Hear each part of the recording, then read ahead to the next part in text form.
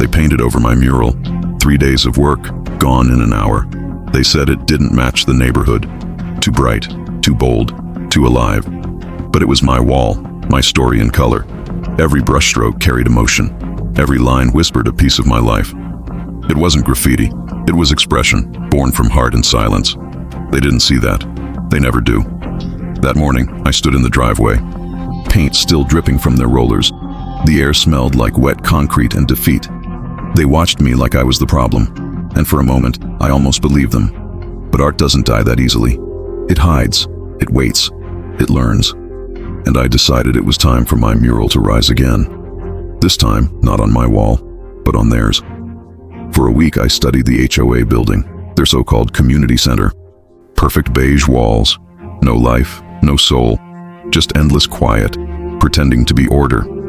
They met there every weekend to talk about rules and lawns, mailbox heights and fence colors, everything controlled, everything dull. It was the perfect place to bring color back. Friday night arrived, the parking lot empty, the streetlights hummed above me. I wore black, carried no paint, no brush, no spray, only a small projector, and a heartbeat full of revenge. I set it up across the street, connected the cables, opened my laptop, and waited for the clock to hit midnight. When rules slept, rebellion woke up. The first image hit their wall, my mural reborn in light. It shimmered like it was breathing. Every color came alive again. The woman in the painting smiled through the glow. Her eyes looked at me like she'd never left. Then the second image appeared, my erased memories, restored and amplified. Each line brighter than before, each hue sharper than truth. The wall wasn't gray anymore, it was alive. People started to notice. Windows opened. Neighbors stepped outside whispering. Phones lifted, recording. Laughter and gasps filled the street. They watched the same HOA wall that silenced me, now speaking louder than ever.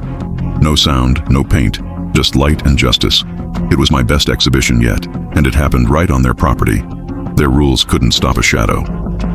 By morning, the HOA was furious.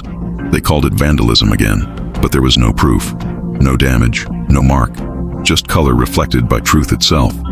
I smiled when they posted another warning letter. Unauthorized imagery prohibited. They still didn't understand. You can't find freedom, you can't silence light, and you can't erase what inspires others. Now, every weekend, the walls glow again. Different murals, different stories, some from kids, some from neighbors. Art spreading like wildfire through silence.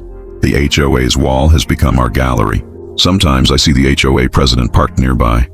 She doesn't complain anymore. She just watches. Maybe she's starting to see what I saw. Maybe she's remembering color too. They painted over my mural once, but I turned their walls into art. Because beauty isn't owned, it's shared. Color doesn't fade, it just waits. And when the world turns gray, it shines brighter than ever.